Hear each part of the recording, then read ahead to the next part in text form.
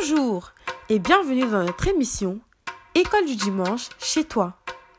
Aujourd'hui, on se retrouve pour une nouvelle leçon. Mon Dieu, mon Père, je te dis merci pour cette journée. Merci pour la parole que nous allons écouter. Permets que nous puissions bien la comprendre et surtout la mettre en pratique. Au nom de notre Seigneur Jésus-Christ. Amen.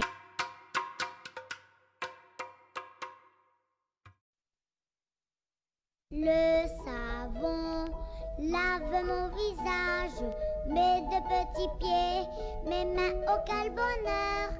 Mais Jésus, pour me rendre plus sage, lui seul peut laver mon cœur. Si le mal y fait une tâche, je connais quelqu'un qui saura l'enlever. C'est Jésus, non rien je ne lui cache, car il peut tout effacer.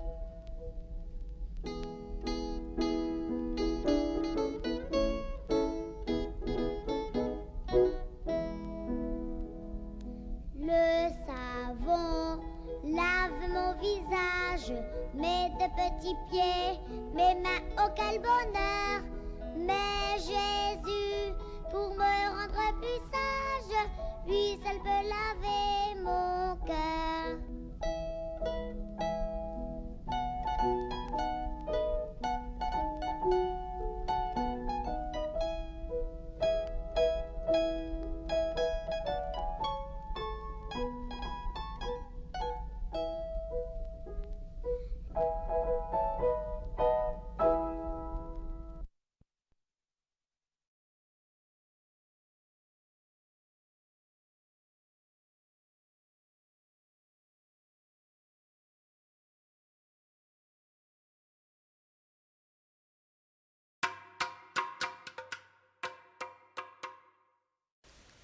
Tu as certainement entendu parler du coronavirus.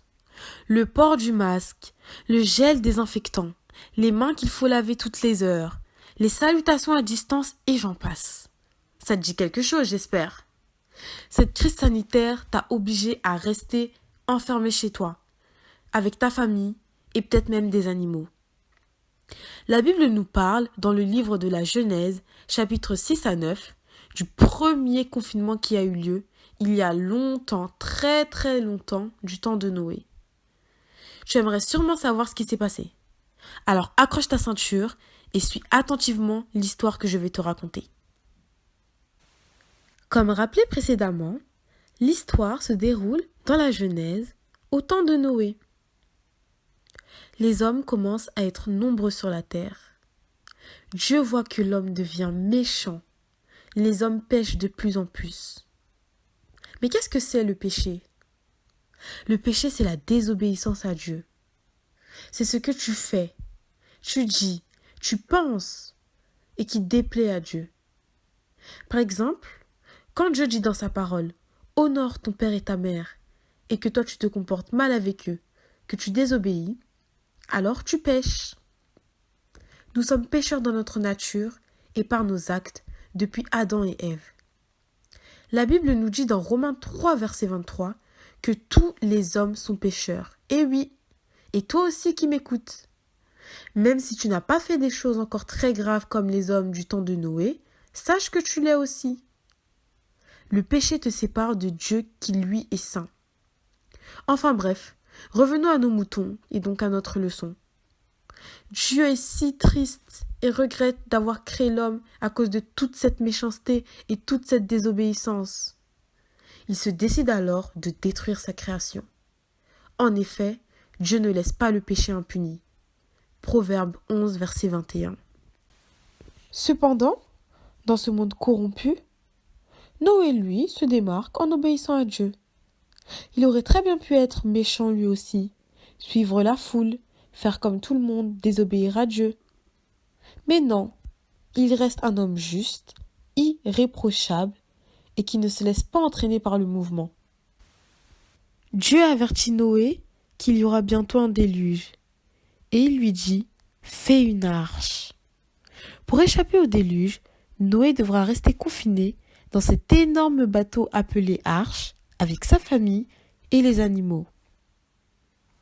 Dieu donne alors à Noé le moyen d'être sauvé du déluge. L'arche est le seul endroit sur terre où il faut être pour échapper au déluge. C'est la seule planche de salut pour quiconque veut être sauvé. Comme à Noé, Dieu te donne le seul moyen d'être sauvé, qui est Jésus-Christ. La Bible dit « Dieu a tant aimé le monde qu'il a donné son Fils unique, afin que quiconque croit en lui ne périsse point, mais qu'il ait la vie éternelle. » Jean 3, verset 16. Alors tu peux être sauvé d'un accident, d'un danger, d'un incendie. Mais il y a quelque chose de pire pour laquelle Jésus seul peut te sauver. C'est la séparation pour toujours avec Dieu. Mais revenons à notre histoire. Alors Noé fait exactement ce que Dieu lui demande, aussi étrange ou inhabituel que cela soit. Noé nous donne ici un exemple extraordinaire d'obéissance. La Bible dit que Noé a annoncé aux hommes ce qui devait arriver. 2 Pierre 2, verset 5. Mais ils se sont moqués de lui et ont voulu le ridiculiser. Alors toi qui fais partie de la famille de Dieu, il peut arriver parfois que oui, les gens se moquent de toi. Ce n'est pas grave, continue à obéir et continue à montrer l'exemple, comme Noé. Quand la construction est terminée, Noé entre dans l'arche avec ses 3 fils, Sem, Cham et Japheth, leurs femmes et les animaux, 2 de chaque espèce, mâles et femelles. Oh, mais voici que maintenant, les pluies torrentielles, accompagnées de gigantesques inondations, s'abattent sur la terre pendant 40 jours. C'est le fameux déluge. Les eaux grossissent et soulèvent l'arche, les eaux montent encore et encore. Toutes les hautes montagnes sont recouvertes. Il ne reste que Noé et ceux qui sont avec lui dans l'arche. Après presque une année, Noé lâche une colombe. Elle ne trouve pas d'endroit où se poser et elle revient vers l'arche parce que les eaux recouvrent toute la surface de la terre. 7 jours plus tard, Noé lâche de nouveau la colombe. Vers le soir, la colombe revient, avec dans son bec un rameau d'olivier tout frais. Noé comprend ainsi que les eaux ont baissé sur la terre. Il attend encore 7 autres jours, et la colombe, cette fois-ci, ne revient plus. Dieu ordonne à Noé de sortir de l'arche avec sa famille et les animaux entrés avec lui. Noé construit un autel et offre un sacrifice à Dieu.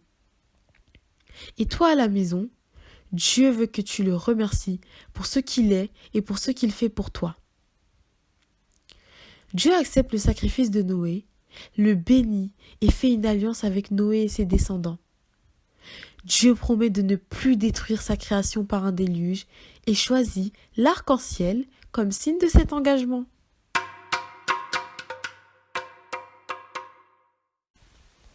Le verset à retenir de notre leçon est le suivant. Car Dieu a tant aimé le monde qu'il a donné son Fils unique, afin que quiconque croit en lui ne périsse point, mais qu'il ait la vie éternelle. Jean 3, verset 16. Ne t'inquiète pas, je vais t'expliquer ce verset. Alors tout d'abord, quiconque, c'est n'importe qui.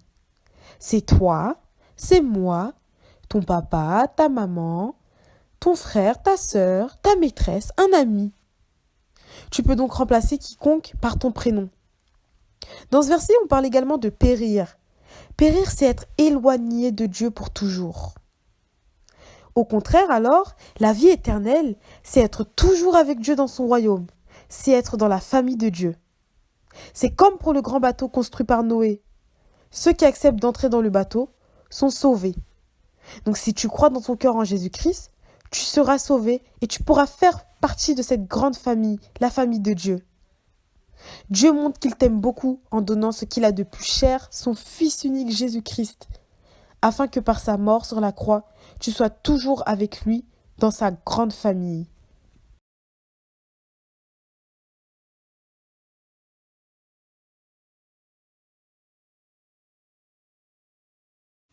Car Dieu a tant aimé le monde qu'il a donné son Fils unique, afin que quiconque croit en lui ne périsse point, mais qu'il ait la vie éternelle.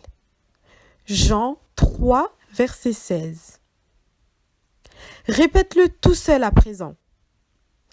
Car Dieu a tant aimé le monde qu'il a donné son Fils unique, afin que quiconque croit en lui ne périsse point, mais qu'il ait la vie éternelle.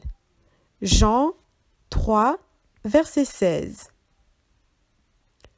Dis-le tout seul sans le lire maintenant.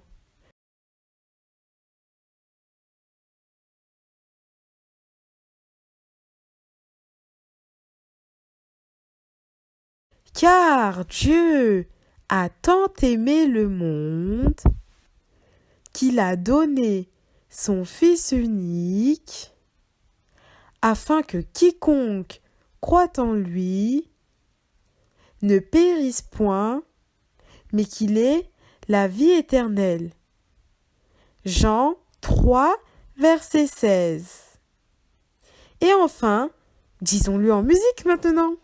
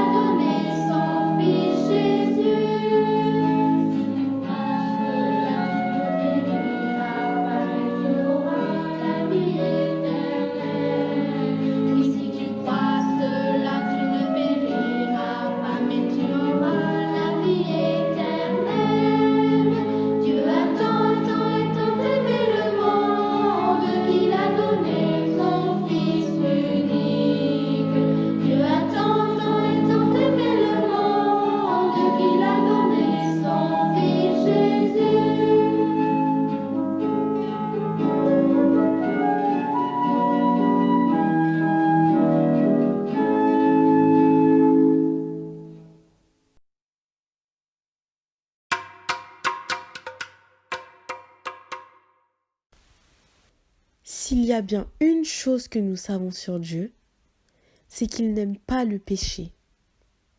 Sa justice exige que le péché soit jugé et le pécheur puni. Le monde où vivait Noé était pécheur. Les pensées des hommes étaient continuellement tournées vers le mal et leurs mauvaises actions le prouvaient. Dieu devait les juger. Bien que Dieu n'envoie pas un déluge chaque fois que les hommes pêchent, tous les hommes vont mourir un jour. Et alors Dieu punira chacun pour ses propres péchés. Mais il y a certaines personnes que Dieu ne jugera pas. Ces personnes sont comme Noé. Elles sont justes. Noé, lui, croyait en Dieu et avait la faveur de Dieu. Dans la Bible, Dieu nous dit comment nous pouvons échapper au châtiment éternel que nous devrions subir à cause de nos péchés. Elle dit, crois en Jésus-Christ comme Seigneur et Sauveur. Alors, si tu fais partie de la famille de Dieu, Dieu t'a donné le seul moyen d'être sauvé. Dieu accepte la mort de Jésus sur la croix en rançon de tes péchés. Par conséquent, tu peux remercier Dieu parce que Jésus a payé le prix de tes péchés à ta place. Par contre, si tu ne fais pas encore partie de la famille de Dieu, crois en Jésus-Christ, le seul moyen que Dieu te donne pour être sauvé. Jean 3, verset 16. Et bien voilà, notre émission École du dimanche chez toi touche à sa fin. Je te remercie d'avoir été attentif et à une prochaine fois pour une prochaine leçon où nous parlerons de l'amour de Dieu à travers l'histoire d'Abraham. Puisque tu as suivi toute la leçon, je te propose un dessin animé que tu vas certainement aimer.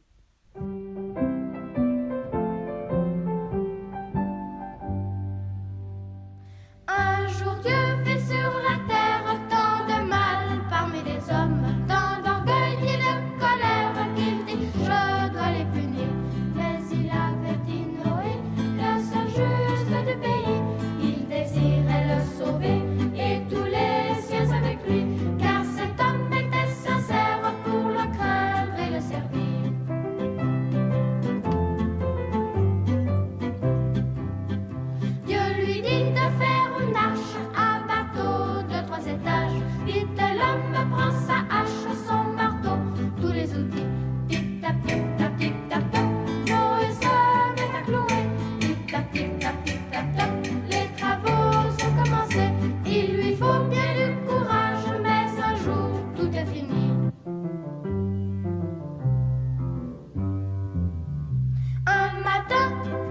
belle surprise pour les gens du voisinage.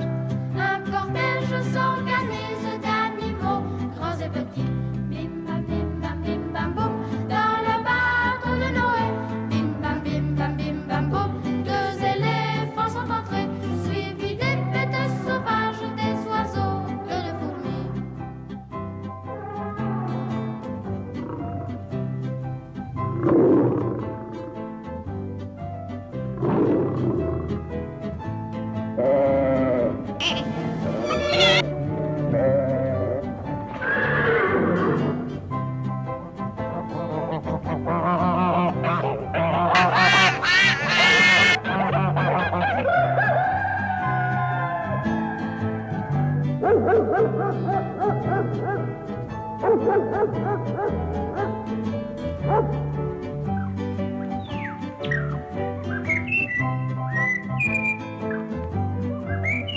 Noé place chaque espèce deux par deux dans les cellules, mais c'est Dieu plein de sagesse qui vient fermer le bateau.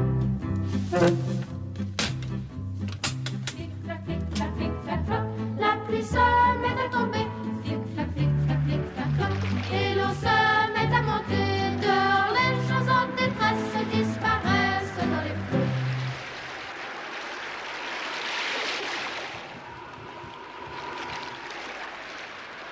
Mais Noé dans son refuge sait bien que Dieu le protège. Il n'a pas peur du déluge, l'arche flotte, il est sauvé.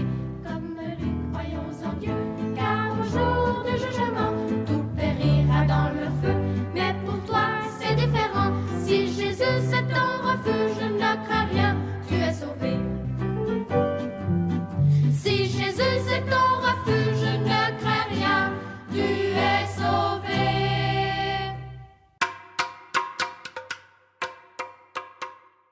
Mon Dieu, mon Père, merci pour ta parole et pour cet exemple d'obéissance que tu nous as donné. Merci parce que tu nous aimes et tu nous donnes le moyen d'être toujours avec toi. Au nom de notre Seigneur Jésus-Christ, Amen.